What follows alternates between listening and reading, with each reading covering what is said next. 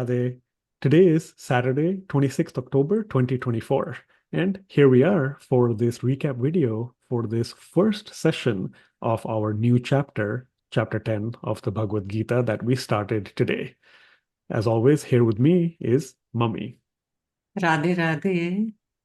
So I'll bring up the screen. We'll take a look and see that we covered the first two verses of chapter 10. Of course, after the opening invocation prayer for the chapter. So we'll listen to that as well. And we also managed to cover a small segment of a much longer video by Swamiji, which is in the In Your Spare Time section in the slides. So please do take a look at the full video, take notes, and add to your understanding. As a reminder, these slides you're seeing on the screen and other relevant information, videos, etc., are available by looking at the description for this video and joining the free community portal page. So please do join that if you are not already a member there. So with that, chapter 10, invocation prayer, and then verses 1 and 2. We'll start off with the chapter 10 opening prayer. Om Shri Paramatmane Namaha. Atha Dashamodhyayaha Vibhuti Yogaha. Shri Bhagavanuvacha Bhuya Eva Mahabaho Shriṇu Me Paramam Vachaha Yatteham Priyamāṇāya Vakshyāmi Hitkameya. So yeah, chapter 10, verse 1, the catchphrase here with alliteration is faculty's friend, because as we'll momentarily see in the translation and commentary, and you hopefully saw in class, Arjun, of course, is a friend of the faculty, the guru, the teacher, Sri Krishna, the Supreme Lord himself. Of course, faculty also think about it as mind, the apparatus of the mind, and you want to make that your friend as well. Arjun is a friend of, his mind, but also the supreme divine entity, the supreme divine mind, the Guru, Lord Krishna himself. So in chapter 10, verse 1, we hear from Sri Krishna himself that Arjun is going to get to listen again to the divine teachings that Sri Krishna has been already presenting thus far in the prior 9 chapters. And the reason is not just the fact that Sri Krishna desires Arjun's welfare, but beyond that, the eligibility criteria, the qualification Arjun has, which is that he is a beloved friend and in fact beloved confidant of Sri Krishna. So Swamiji says in the short commentary that Sri Krishna is delighted with Arjun's keen interest. As a student listening for the prior 9 chapters, he continues to show eagerness and in fact even more enthusiasm, which is why Sri Krishna now in chapter 10 will describe his opulences and glories. It helps, of course, get even more increased bhakti and loving devotion for Arjun. And again, Priyamanaya, the important word or one of the important words we learned, Arjun is Sri Krishna's very, very dear friend and very, very beloved confidant, which is why this special secretive knowledge is being imparted to Arjun. A couple of comments additionally are, if you keep in mind the flyer we showed in class and you saw hopefully before, you now know the answer to this. The Blessed Lord reveals yet another chapter of his divine teachings. Why? We now know from chapter 10, verse 1, that is because Arjun is Sri Krishna's dear friend and beloved confidant. Do also take note, as we showed in class, the evolution of that eligibility criteria, starting with chapter 4, verse 3, that secretive supreme knowledge was revealed by Sri Krishna because Arjun is Sri Krishna's friend as well as devotee. Therefore, someone who can understand this transcendental wisdom. So again, chapter 4, verse 3, friend, devotee, someone who can understand that transcendental wisdom.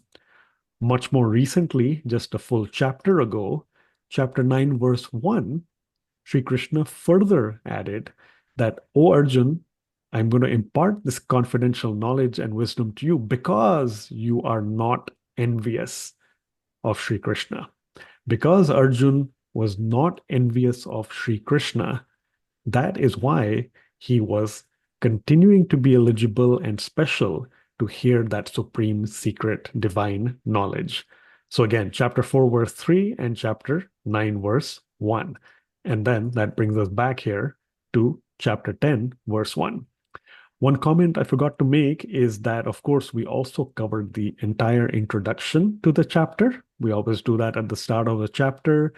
It helps set the stage for the chapter, and it also provides a summary, which will be helpful much, much later. So for now, we've gone through that introduction.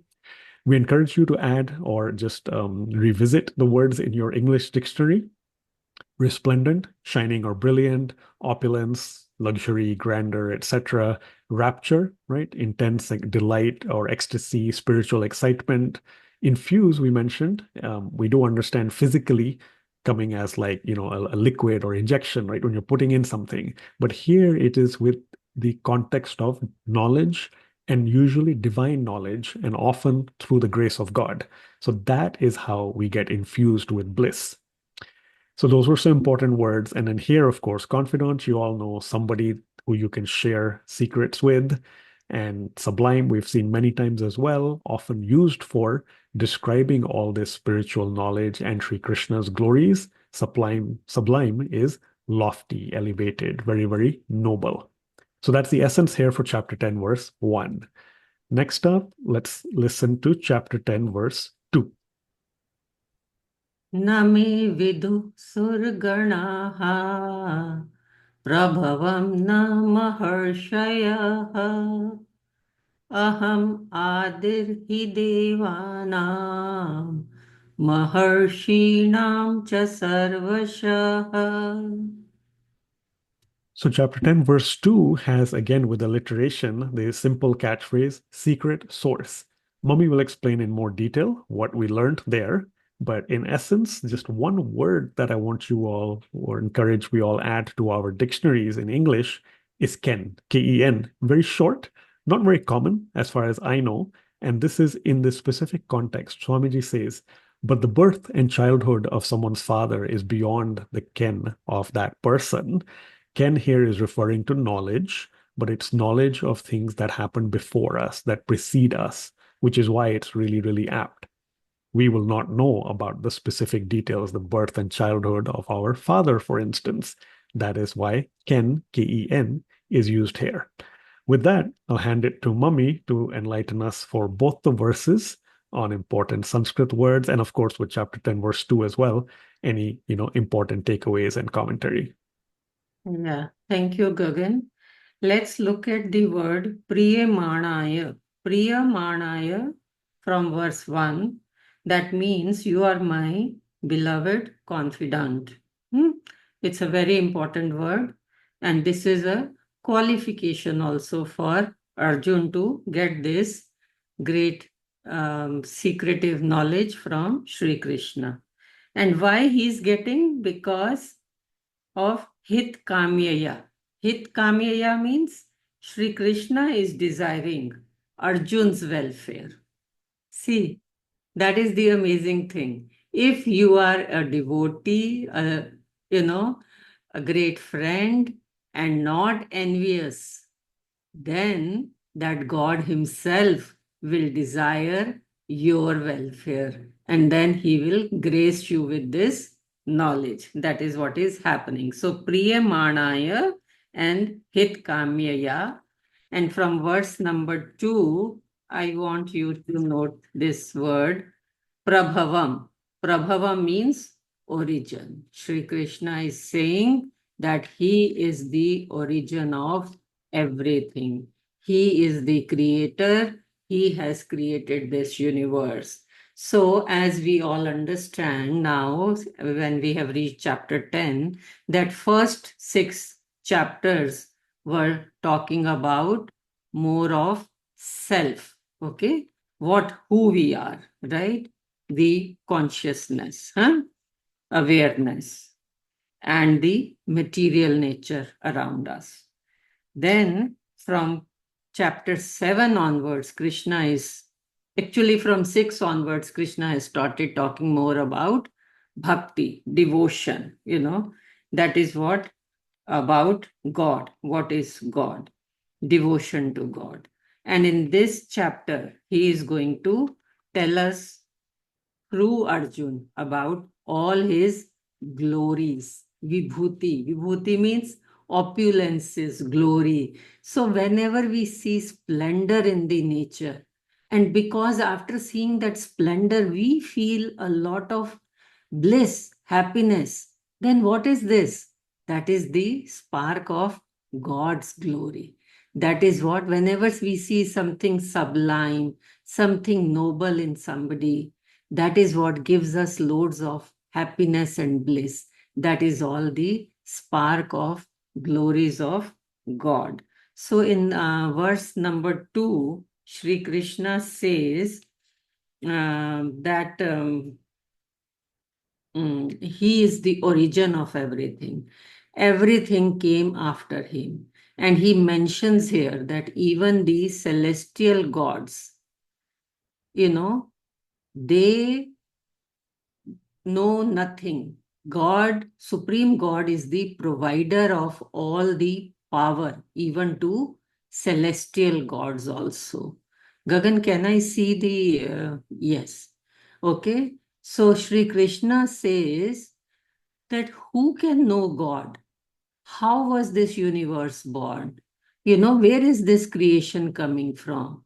It is all written in the Vedas. The knowledge is given. Vedas, it is all manifested by God Himself.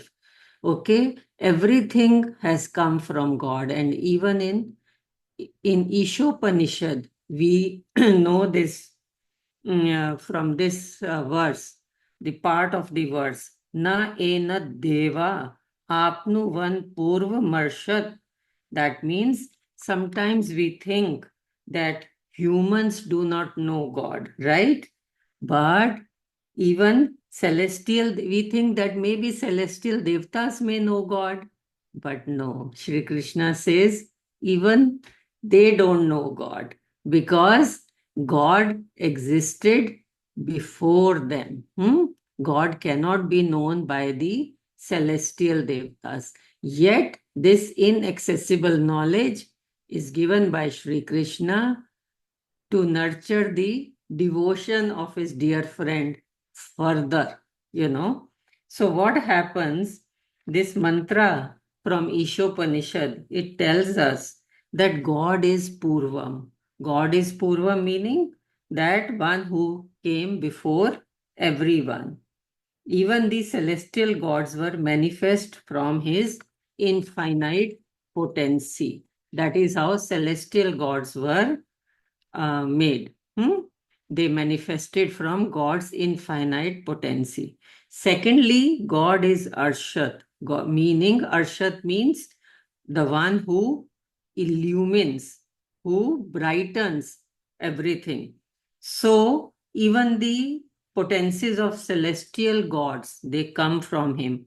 All living beings get their power to work from God. That means their senses, mind, and intellect, they all can work because of the power they get from God, the consciousness, the awareness that we get from God.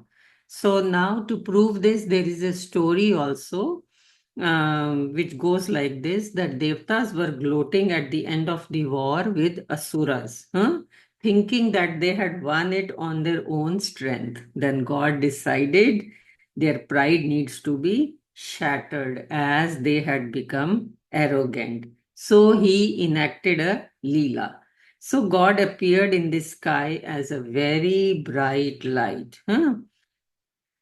Now Indra sent Agni. He said, go check it out. What is this very effulgent bright light? So God put a blade of grass in front of Agni and asked him to burn it.